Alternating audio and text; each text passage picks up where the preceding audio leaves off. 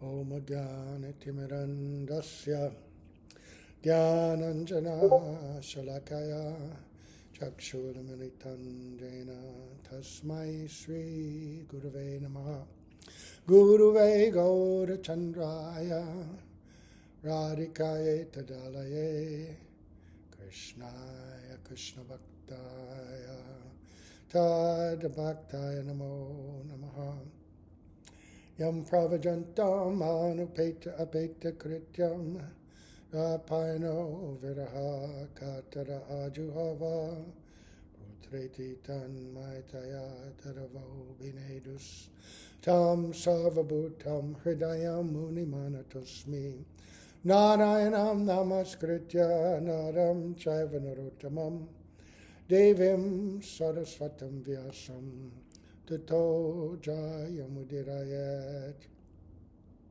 Avatya Vihina Parada Lakshai Kiptascha Kamari Tarangamadye Kripa Maitam Sharanam Prapanna Vrinde Namaste Charanarvindam Tavevasmi Najivami Tvaya Vina Iti Vigyaya Radhe Tvam Nayanam Charanandike Vancha Kalpatarubhascha Kripa Sindhu Bhyevacha Patitanam Pavanebhyo Vaishnavebhyo Namo Namaha. So we're going to continue our Sri Navadvip Parikram through the eyes of Sri Bhaktivinoda Thakur, describing the journey of Sri Nityananda Prabhu, Sri Jiva Goswami, other associates. We left off at chapter 12, Rtudvipa. So, and we want to hear about Rtudvipa, which also has Radha Kund. It also has Vidyanagar. Right? Then we go to Jananagar, Sri Janudwipa. And then, if we have time, Mamagachi, Modradrumadweep. Beautiful places, beautiful places. So, let's hear what Bhaktivinoda Thakur has to say. I hope the sound is all right. I have the computer on. Everybody seems all right. Okay. So, chapter 12. Jaya Sri Chaitanya Chanda, Jaya Prabhu Nityananda, Jaya Dvaita Jaya Gadadhara, Sri Vasari Bhakta Joy, Jaya Jagannatha Laya, Jaya Navadvipa Damavara. All glories to Sri Chaitanya Dev. All glories to Sri Chaitanya Chandra. All glories to Sri Nityananda Prabhu. All glories to Sri Advaita Acharya and Sri Gadadhar Pandit. All glories to Srivas and the other devotees. All glories to the house of Jagannath Mishra. All glories to the topmost of holy abodes, Sri Navadvip. All the devotees got up early in the morning, lovingly calling out the names of Sri Gauranitai. Together with Sri Nityananda Prabhu, they proceeded onwards from Champakahata, blissfully performing kirtan. So do we wake up like that, offering obeisance every morning to our beloved gurus, Srila Prabhupada, Srila Gurudev, our Guru Parampara, and happily chanting the holy name. I know I've heard Srila Narayan Maharaj say that before your feet touch the ground, you should offer obeisance to your Guru, Guru Parampara, asking blessings from all, and they will give. And I know, under the guidance of Srila Prabhupada, that would be our first thing to do. We would offer that obeisance and then get up and chant. My chanting was more not joyfully and blissfully, but struggling. But nevertheless, that's also an expression of love. When we try, against all odds, against the wicked mind, Srila Saraswati Prabhupada said we should, beat the mind with a broom every morning when we wake up, because it's just full of distraction. We are in the process of anartha nivriti. I just heard some nice things from Srila Prabhupada and Srila Gurudev this morning, and about serving Mahaprabhu. And in the beginning, we are serving, we're trying to serve in Shanta, where anarthas and obstacles are falling away, and we become very nishta and very fixed in our service. But that will evolve into actually a mood of dasya, right, which is more mature. But in the beginning, that dasya will also be filled with aishvarya, moods of awe and reverence. But as we progress, it may mature into vishramba dasya, intimacy, deep, intimate affection in that mood of servitorship. And from that, our bhajan really begins. Right? That's real bhajan, deep, deep bhajan. And then, by the mercy of Mahaprabhu, we may actually enter into developing awareness of our spiritual identity and our service to Radha and Krishna. By developing Gaur Prem, he gives us the gift of Braj Prem. Okay, Krishna Prem. In whatever mood we may happen to be. So, now they're proceeding onwards from Champakahata, blissfully performing kirtan. Gaur Haribol, Gaur Haribol. As they left Champakahata, Sri Vaninath also accompanied Sri Nityananda Prabhu. Sri Vaninath thought, when in my life will that day ever come that I blissfully go on parikram with Sri Nitai Chanda to the house of Sriman Mahaprabhu in Mayapur. So this great associate of Mahaprabhu, Vaninath, what humility, eh? What eagerness. Very soon they arrived in Ratupura. Seeing the beauty of that village, Sri Nityananda Prabhu said, now we have arrived in the supremely attractive Rtudvipa. Here, all the trees stand with their heads bowed down. The breeze blows gently, and flowers blossom in all directions. The humming of bees and the exquisite fragrance of flowers intoxicate the minds of travelers coming and going on the path. So this is real beauty, real village life, where all the trees that are planted, they're fruit trees, they're flower trees, they offer shade, they cool one on the road, they give so many blessings and facilities for service, and they give fragrance into the air, they attract bees, they attract birds, they create such a beautiful environment and atmosphere. And the roads are clean, and the fields are filled with grains and whatever is being grown there. Cows are mooing in the pastures. Just a delightful environment. And when you go on parikram, there are places all over Navadvip that are still like that. If sometimes you deviate and go off on the side and back roads, you'll just be amazed at how tranquil it is, how pastoral the rural environment of Bengal can be. And as he spoke, here all the trees stand with their heads bowed down. The breeze blows gently, and flowers blossom in all directions. The humming of bees and the exquisite fragrance of flowers intoxicate the mind of travelers coming and going on the path. As he spoke, Sri Nityananda Prabhu became completely absorbed in ecstatic emotions and began to speak like a madman. Now Nityananda Prabhu is going into an internal consciousness. I mean, his internal, his external, in one sense the same, but now he's becoming absorbed in Braj Leela. Remember, Navadvip and Vrindavan, they're non-different, and they exist simultaneously in the same place. But in Navadvip, of course, Navadvip is prominent, but great devotees may see Braj in Navadvip, and they may see Navadvip in Braj. And here Nityananda is absorbed, and he's saying, quickly, bring my singha. It's an instrument made out of a horn. The calves are going far away. Kanai, Krishna, is still sleeping at home. Childlike Krishna has still not come. Subal, where are you? Sridham, where are you? I cannot go alone to graze the cows. Loudly shouting, Kanai, Kanai!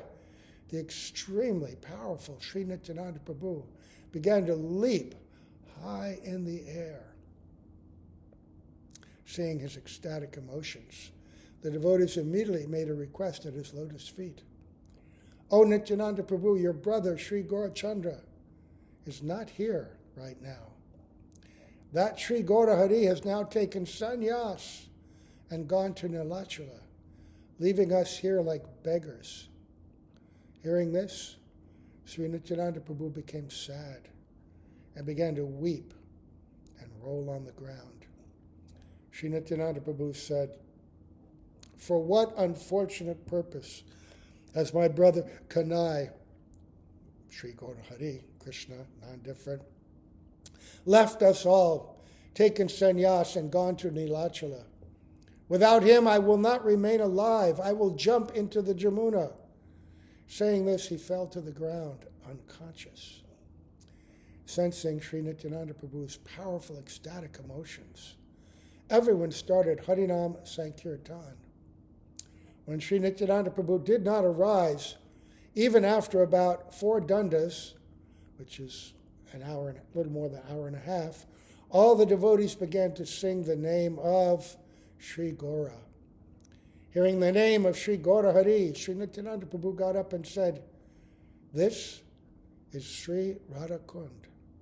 Sri Gaurahari used to perform kirtan here in the afternoon with his devotees. Behold the beauty of Shamakund, which attracts the minds of people throughout the universe. At the many nearby places are the groves of the Sakis. Sri Gaurahari used to come here at midday. Absorbed in chanting the holy names, he would make everyone joyful by distributing prem to them. Wow. So at that place, and I don't know if you remember that or not, but we're walking in a very undeveloped area, dirt road, and then we come to this place with some little buildings, and then there's a semi-cleared area, lots of trees standing in there, but lots of packed earth where we'd all sit. And then just beyond that would be this large lake-like area. And then we would have our Harikatha there, sometimes take prasadam there. One time I was going on a small parikram with Brajanath, and we stopped at the home of some Bengali family. And they were the parents and relatives of one of Gurudev's disciples, this Bengali, Hare Krishna, who sings very, very beautifully, very expert devotee, very advanced devotee. I mean, he grew up there, right in that area. And when Gurudev would go on the parikram, all the devotees would go on, and he would stop there.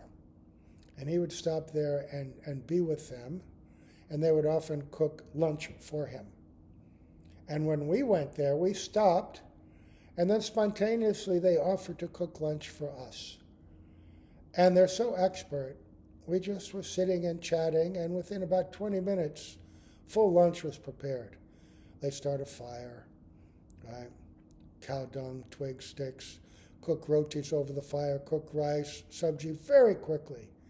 Expert, offering it and serving it with such love. Simple, but so delicious, because who prepared it? How is it prepared? These are exceptional personalities. born into that environment in Navadvip, in Rtudvipa, near Radha Kund, and being devotees of Mahaprabhu themselves since birth, and happily allowing their son to become a disciple of and a brahmachari, right? So exceptional people, so sweet. This is Navadvip. This is the real Navadvip. So Nityananda is speaking, talking about how much pleasure Sri Chaitanya Mahaprabhu would take at that place. Sometimes seeing the pastimes of Krishna, Radhika, and the Shaktis, sometimes being absorbed in the moods of Navadvip itself.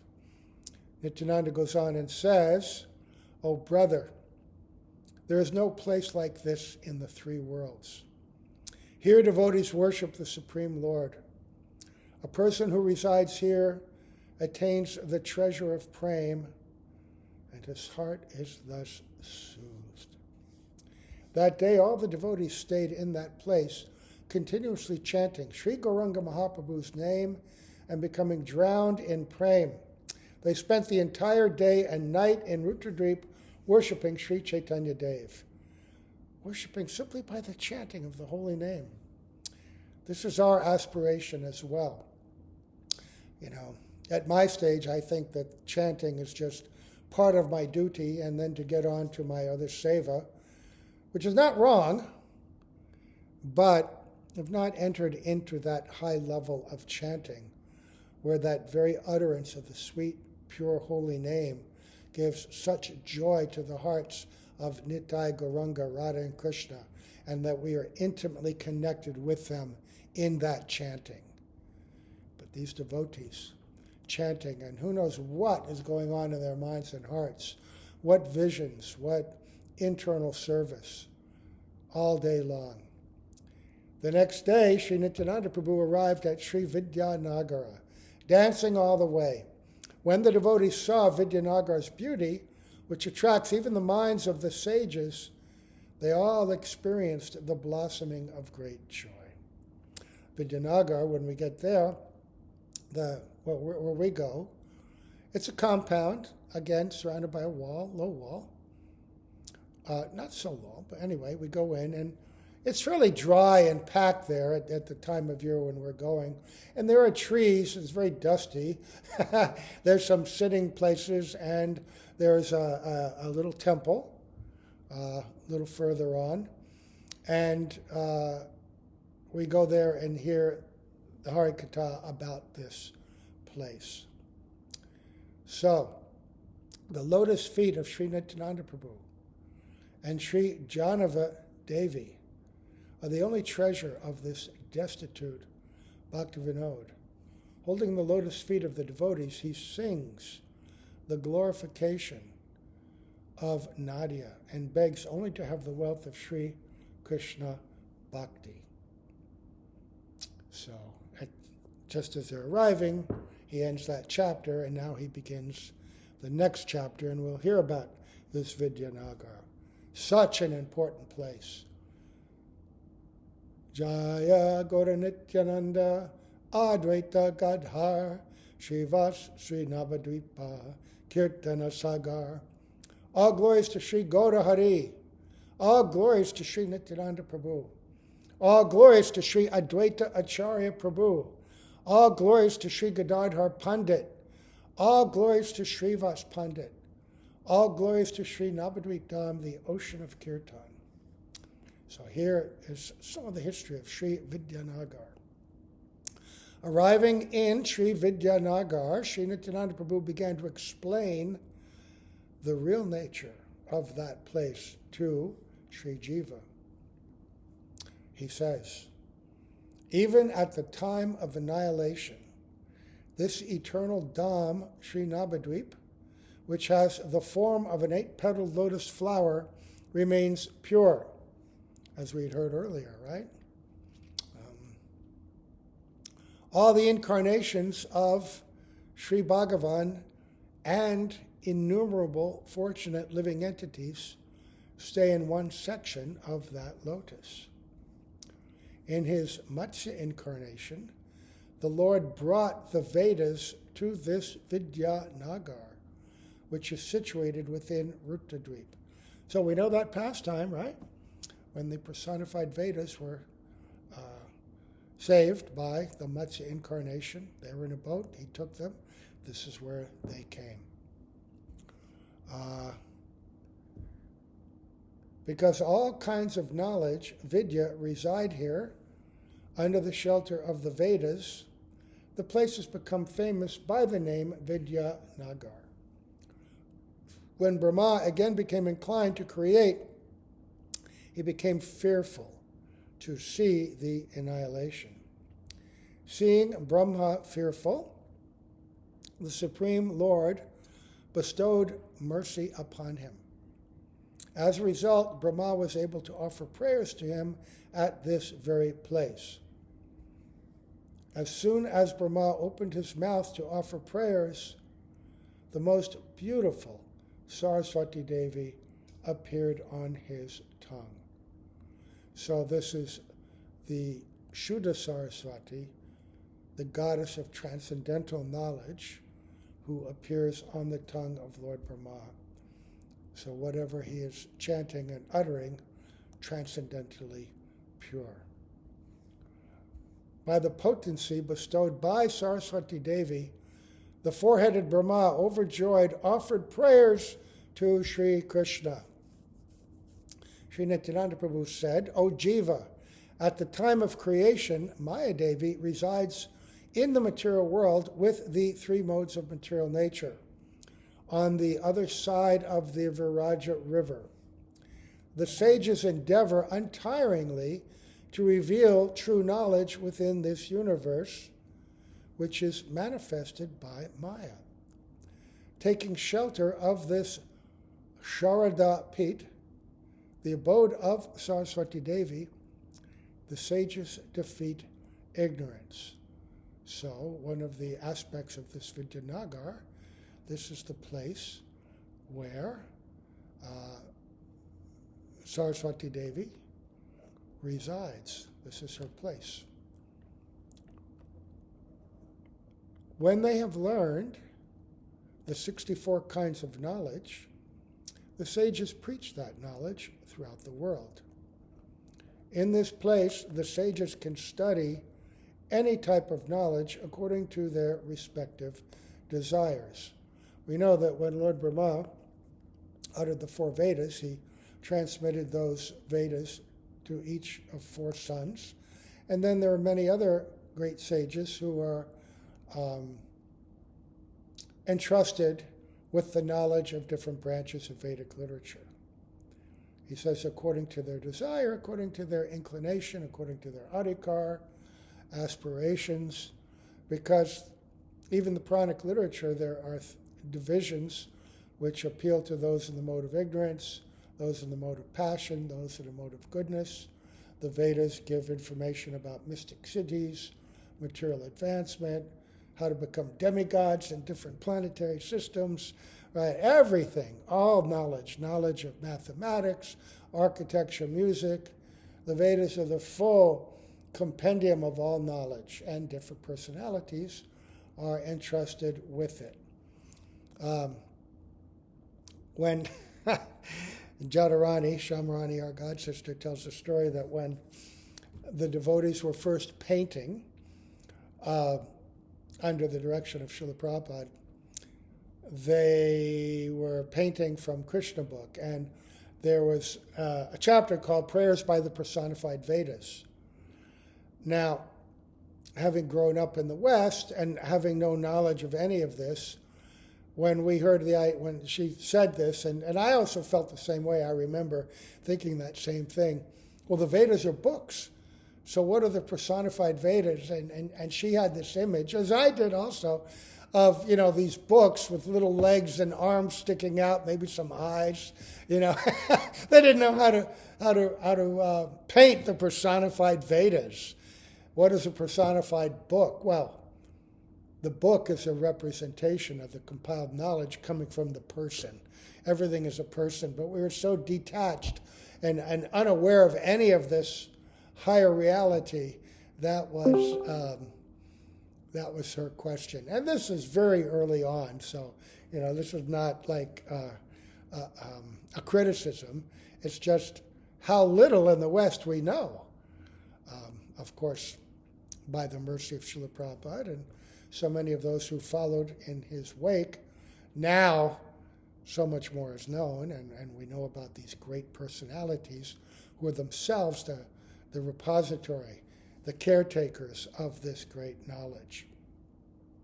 So in this place, the sages can study any type of knowledge according to their respective desires.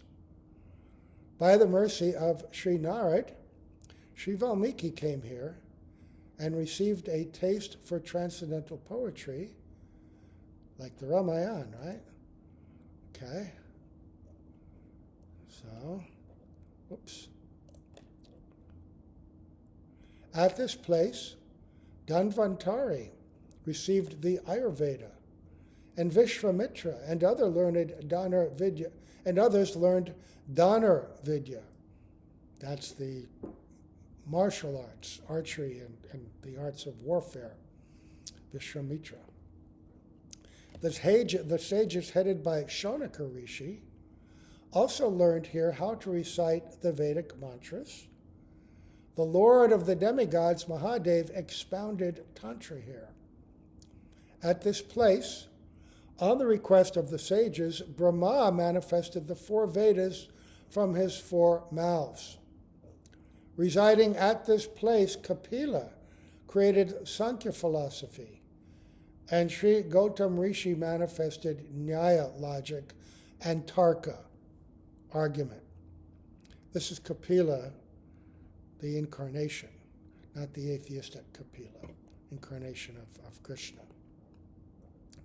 At this place, the sage Kanada, manifested Vaisheshika philosophy, and Patanjali manifested Yoga Shastra.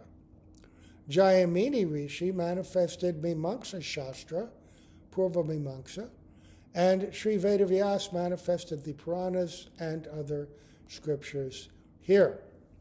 The 5 sages, headed by Narad, manifested the Pancharatra here to teach the living entities about sadhana and the practice of devotion, deity worship, like that. Right? The Upanishads stayed in this forest grove and worshipped Sri Gauranga Mahaprabhu for a long time.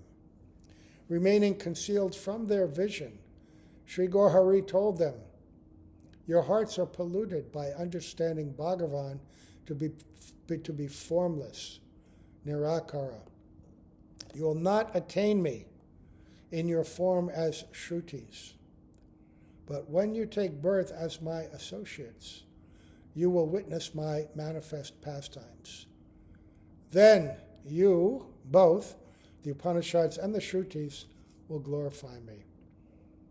Hearing this, the Shrutis became stunned and secretly remained in that place, waiting for the age of Kali to come. This blessed Kali Yuga is the essence of all other ages, because Sri Gauranga Mahaprabhu appeared in this age. Right. Knowing that Sri Gauranga Sundara would perform his scholastic pastimes, his Vidya Leela, at this place, Brihaspati took birth here along with all his associates. Okay, so this is very interesting, because this is going to relate with Mahaprabhu's Leela. Who's Brihaspati? Nityananda explains, Sri Vasudev Sarvabhauma, in other words, Sarvabhauma Bhattacharya, is himself Brihaspati. He tried his utmost to please Sri Gauranga Mahaprabhu. Sri Brihaspati knew that his Lord would enact his scholastic pastimes on this earth in Navadvip. Therefore thinking, why do I have to stay in Svarga? Right? Because he's the guru of the demigods. This is where he lives, right, and teaches them. But he became dejected. He abandoned the assembly of Indra and gladly took birth near Vidyanagara. His associates also took birth in many places nearby. Sarvabhauma Mahashaya opened a school here in Vidyanagar and began teaching. Later on, he began to think, I may lose Sri Gauranga Mahaprabhu if I become entangled in the network of dry speculative knowledge. For this reason, he performed a particular pastime. Before the advent of Sri Gauranga Mahaprabhu, he left his students in Nadia and went to another place. He thought, if I am a servant of Sri Gaurahari, he will certainly bestow his mercy upon me and give me his association. Thinking like this, he went to Nilachala and spread the influence of scripture that delineate Mayavad philosophy. Here, Sri Gaurachandra, on the pretense of performing scholastic pastimes, jokingly that is, easily defeated the students of Sri Sarvabhauma.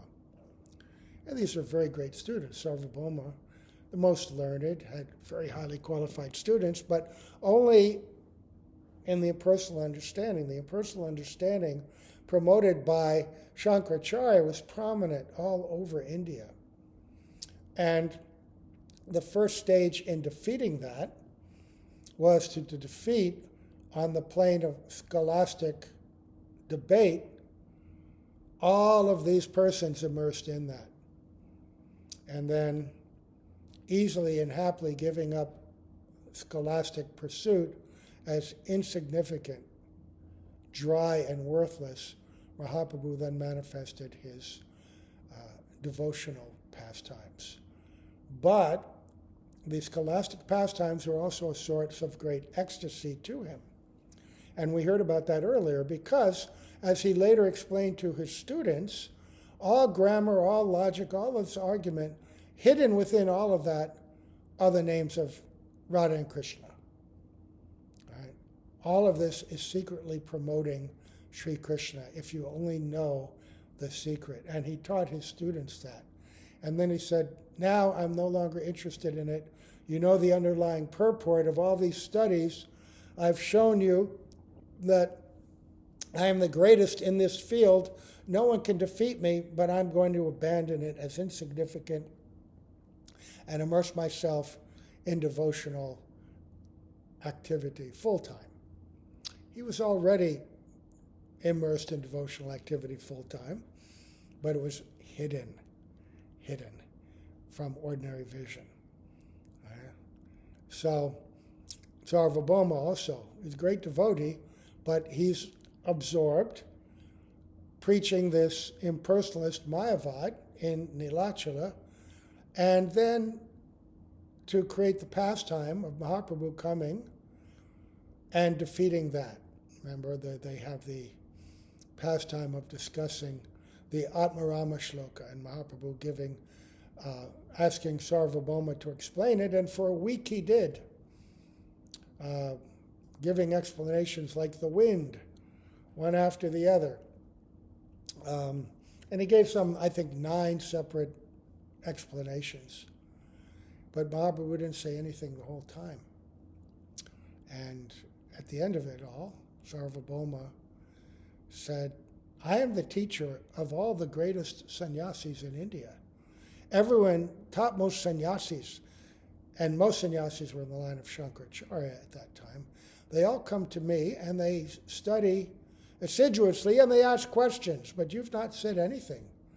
Do you not understand what I've said? And Mahaprabhu said, Sri Krishna Chaitanya, newly minted sannyasi, so to speak, said, I understand the Vedas perfectly.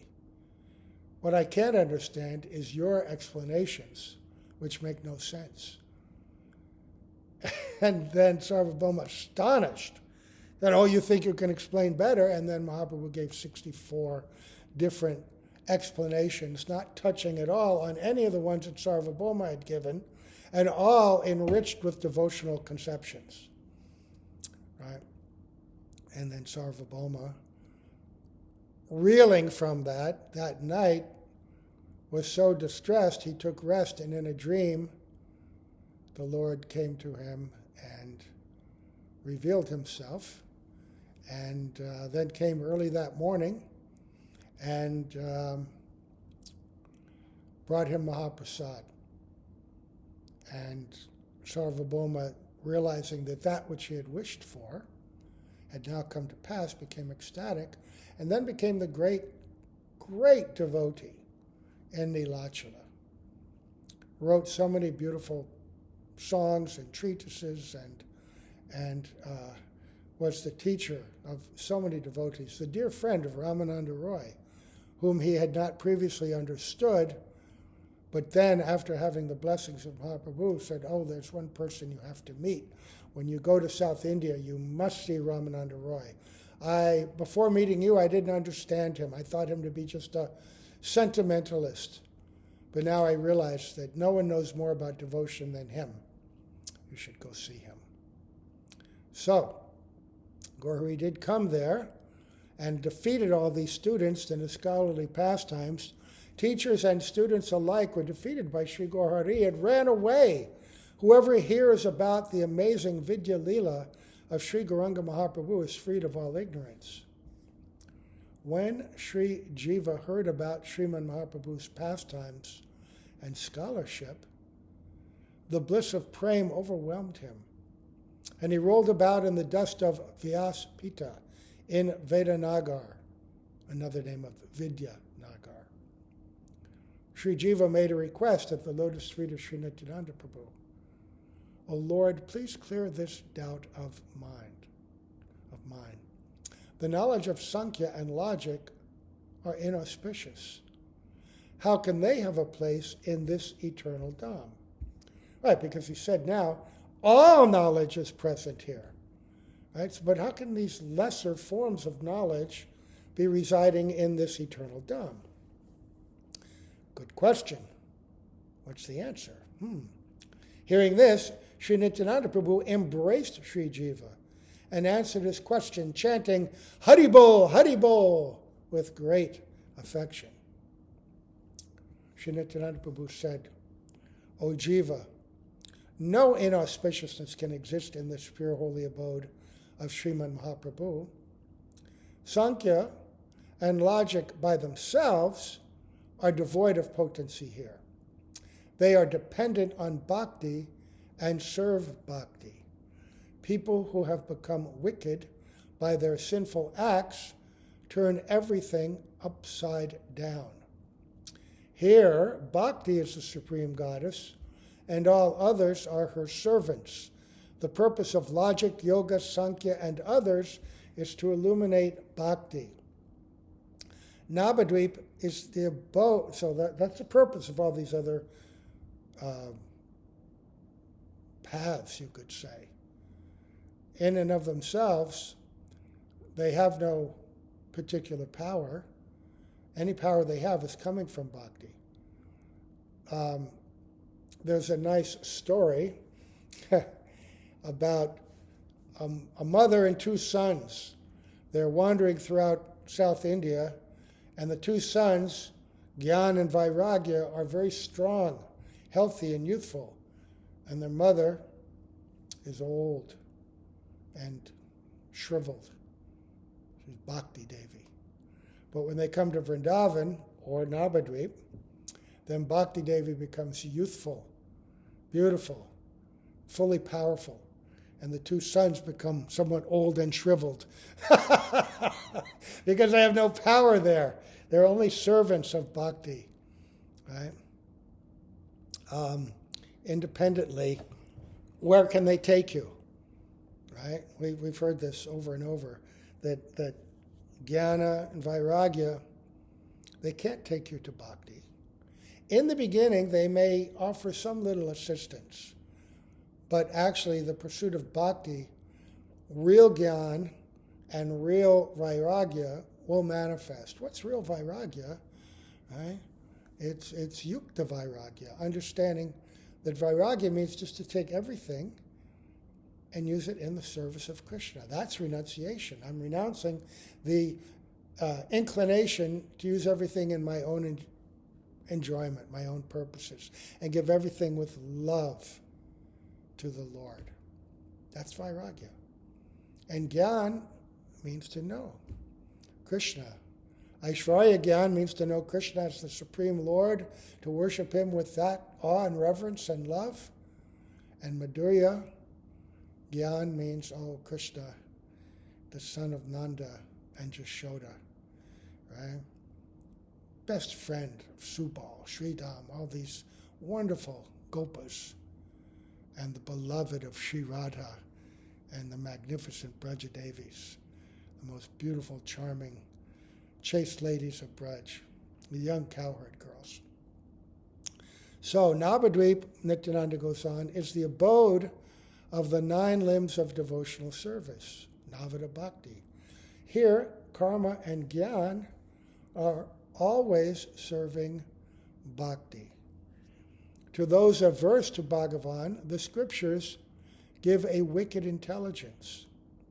But to those who are virtuous, they bestow the good intelligence of attachment to Sri Krishna. Prodamaya, Yogamaya in Navadvip, is a maidservant of Sri Gora and the presiding deity of this place. She resides here throughout each and every yuga and serves Sri Goda Hari. In her form as Mahamaya, Prodamaya makes the sinful offenders of Vaishnavas blind in regard to true knowledge and gives them various types of miseries. In her form of knowledge, Shuddha Saraswati, Prodamaya destroys all sins and results of fruit of actions. But if a person offends Vaishnavas, she keeps that person far away from her because of his aparad. Aparad, the most dangerous thing. I was listening to that chapter on Jaiva Dharma this morning, and having heard about Nam Tattva first and the glories of Sri Nam, Brajanath and Vijay Kumar then inquire about Nam Aparad, because you have to know Nam Tattva, Shuddha Nam, Nam Abhas, and Nam Aparad, and the dangers of Nam Aparad. So there's a very detailed description of all those things that create offense to the holy name. And we should study that, and by studying that, then we become awakened and aware of that which to avoid in our chanting. And then even though we may have that inclination towards aparad, then we can recognize it and with remorse pray to be freed from that. And then it's not so serious. There's a distinction between Namabhas and Namaparad. Namabhas is not Shuddhanam, but it's, if offenses are committed, that's due to inattention, weakness, ignorance, but not malice, not intentional. And if we recognize what Nam Aparad is, and we see, oh, in my heart I have these things, and we're praying to be relieved of it, especially to Nitai Gauranga, yes, then they'll help us. And then we come to Namabhas, and Namabhas will purify us more and more of an artist over time. And then one day, Shuddhanam may blossom in our heart. And then we gallop very quickly, all in artists falling away, and we can quickly develop deep attachment, not just for bhajan, but for the object of bhajan, awakening an awareness of Radha and Krishna and our relationship with them in a very deep and real way. So if one offends Vaishnavas, Shuddha Saraswati keeps that person far away from her because of his aparad. Such wicked persons may acquire knowledge in Nadia, but they will never attain the treasure of Prem, Sri Krishna's lotus feet. Instead of knowledge, Such persons acquire only ignorance. They can never perceive the magnificence of Sri Gauranga Mahaprabhu's Nadia. Oh, we want to know the magnificence of Nadia. Nadia, Nadia Godume Nityananda Mahajan. He can give this to us. Therefore, knowledge, vidya, can never be inauspicious. Only ignorance, avidya, the shadow of knowledge, is inauspicious. O Jiva, by Sri Gauranga Mahaprabhu's mercy, all these truths, all these tattvas will be revealed in your heart. Later, according to Mahaprabhu's desire, you will describe these in your scriptures. Sriman Mahaprabhu will reveal scriptures through you. Now, let us go to the residence of Janu Muni. Okay, Janu Muni. This is Janudwipa. Remember when we leave our mat, because generally we go to Janudwipa on the last day. On the same day we're going to Modudrumadweep, Mamagachi. And it's on the way. It's quite a walk, right? We leave very early in the morning, going through some village, crossing over the railroad tracks, coming out onto this main road and walking. And then along the way, we pass this place known as Janudwipa. We generally stop in some field surrounded by trees and forest. So, speaking in this way, they all reached Jana Nagar and gazed at the beauty of Janu Muni's hermitage. Sri Nityananda said, this supremely enchanting place is called Janudwipa. It is the famous Bhadravan of Vrindavan. At this place, Janu Muni underwent austerities and received darshan of Sri Gaura's golden form.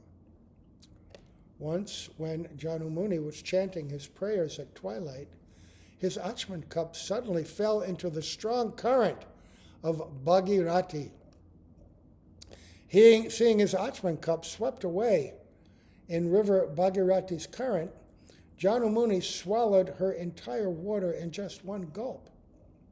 When King Bhagirat could not see the Bhagavati Ganga following him, he became anxious. Where has Ganga gone? He pondered in distress. Thinking like this, he discovered that Janu Muni had swallowed the entire current, and thus Bhagirat became most aggrieved. Because he had been traveling from the Himalayas, the source of the Ganga, where she arrives, and falling from the locks onto the locks of Lord Shiva to break the force of that current, she emerges from the mountains, and Maharaj Bhagirath was guiding her by his chariot across India towards what we now know as Ganga Sagar, to wash over the ashes of his sinful ancestors, to purify them of their great offense to Lord Kapila Dev, and thus to deliver them. His prior ancestors had been unable to do this, and now he was so close, but when she came to Navadvip, she recognized, oh, this is the place of my Gauranga Mahaprabhu. Ganga Devi is the sister of Jamuna, and Jamuna Devi had such blessings that she was the place of so many of Radha and Krishna's pastimes, and the cowherd boys in Vrindavan eternally. And she wanted such a blessing. And she asked her sister to give her that blessing. And Krishna also, understanding her desire, yes, I will sport in your waters as Gaura Hari. Right? And then when she comes to Navadvip, she realizes, oh, this is the place of my worshipable Lord Krishna in his form of Gaurahari. So she is going here and there, meandering, but her current's very strong. And when she comes to this place, oh, she's swallowed. why did she disturb the sage? She ordinarily would have moved off to the side and not disturbed him, but she was lost in ecstasy and lost her sense, and so she came very close to the sage, disturbed his hermitage, and washed away his Achman cup inadvertently. So then he swallows her. So, King Bhagirath worshipped Janu Muni patiently for several days, and then, satisfied by his worship, Janu Muni then pierced one of his limbs and released Ganga. From then on, people started calling Ganga by the name Jahnavi, the daughter of Janu Muni, because he gives birth to her in this world, right? Very beautiful. Came out of his belly, right? So, a long time after this incident, Ganga's son, Sri Bhisma Dev, came to see his maternal grandfather, Sri Janu Muni, at this place. Sri Janu Mahashaya showed much affection to Bhisma and kept him at his cottage for many days. Bhisma Dev received unsurpassed teachings on the topmost Dharma from Janu Muni. The essence of these teachings he in turn conveyed to Sri Yudhishthira Maharaj. Because Bhisma, known as one of the 12 Mahajanas, great authorities, when he was lying on the bed of arrows, Yudhishthira, in great grief over the tragedy of the Kurukshetra war, came to him and, lamenting, of course, because his dear grandfather was preparing to leave this world, he who had nurtured and raised them, but also now seeking guidance. What am I going to do? I've committed so many terrible activities. How will I go on? But Bhisma gave him many powerful instructions about Dharma, about ruling, and about the transcendental purpose of that war, and consoled his grandson. And so Yudhishthira was able to go on. Conveyed these. By staying in Navadvip, Bhisma attained the wealth of bhakti. Henceforth, he was counted amongst the prominent Vaishnavas. Janudwipa is therefore most sacred. Only fortunate persons reside here. That day, Sri Nityananda Prabhu and all the devotees stayed in one devotee's house in Janudwipa. The next morning, Sri Nityananda Prabhu, together with the devotees, proceeded towards Madhudrumadweep. Bhaktivinoda, whose pride is the lotus feet of Sri Ganga Devi, and Sri Nityananda Prabhu, is singing the glories of Nadia. So many devotees of Lord Krishna, great devotees, we find also have a connection with Mahaprabhu, right? And with this transcendental Navadvip. Janu Muni had received that darshan, and he passed on that information, the intimate knowledge of Gora Prem and everything that can come from it.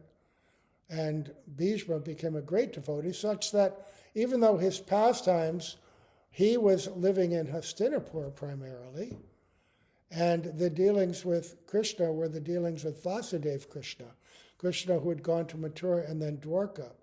But in his prayers to Sri Krishna, later he talks about his remembrance on the battlefield when Krishna was pierced by his own arrows, right? Because he desired, because he's a Jnani Bhakta, he knows Krishna as the Supreme Personality of Godhead, and his own mood was Viraras. He wanted to fight with the Lord. And so Krishna broke his own vow that I will not fight in the battle, I will just drive Arjuna's chariot. But Bhisma wanted to fight. And he'd also made a promise that the next day I will kill Arjuna, right? But when Arjuna was so threatened by his arrows that it looked for sure like Bhisma was going to kill him, why did Bhisma do it? He didn't want to kill his grandson like that, but he knew that Krishna would have to break his vow and fight with him to stop him from doing that. And so Krishna did. He leapt from the chariot ran towards Bhisma, and with picking up the wheel of a broken chariot, went to him as if he was holding the chakra, preparing to kill him. And only when Arjuna had captured and held on to the legs of Krishna did he calm him down. Right? Please don't do this. But during that fight, Bhisma had also shot arrows at Krishna. And Krishna had been struck by those arrows, and Bhisma was recounting that those arrows struck his chest, and the blood, because Krishna is doing human-like pastimes, coming from those of the arrows sticking out of his armor, it looked like beautiful flowers blossoming on him. And he related that, reminding him of Krishna being struck by the flower arrows of the gopis' love, right? And the blossoming moods of anurag manifesting on him as well. So Bhisma was aware of the deeper truths of Vrindavan. His own mood was different, but he was aware, and in his last time, glorifying that. And he received all that from Janu Muni, was recipient of Mahaprabhu's mercy. So that's the end of that chapter. Tomorrow is Madhudhumadweep, Mamagachi. That's the last day. Now tomorrow's also Gaur Purnima, but we could do this class in the morning and hear about Mamagachi, and then everyone else throughout the day can prepare for Gaur Purnima and what you're going to read or hear about that night. Generally, we hear something about his birth, the why and how Mahaprabhu took birth, and the beautiful verses of Adi Lila, I think chapter 13, describing that birth. And we do Abhishek, so that's what we'll do. But tomorrow morning we can read about Mamagachi, because it's a great place, right? Great place. This is where Vrindavan Das Thakur was born. Anyway, we'll hear that. So, we'll stop here. Okay. Gaur Premanande. Haribo, Haribo.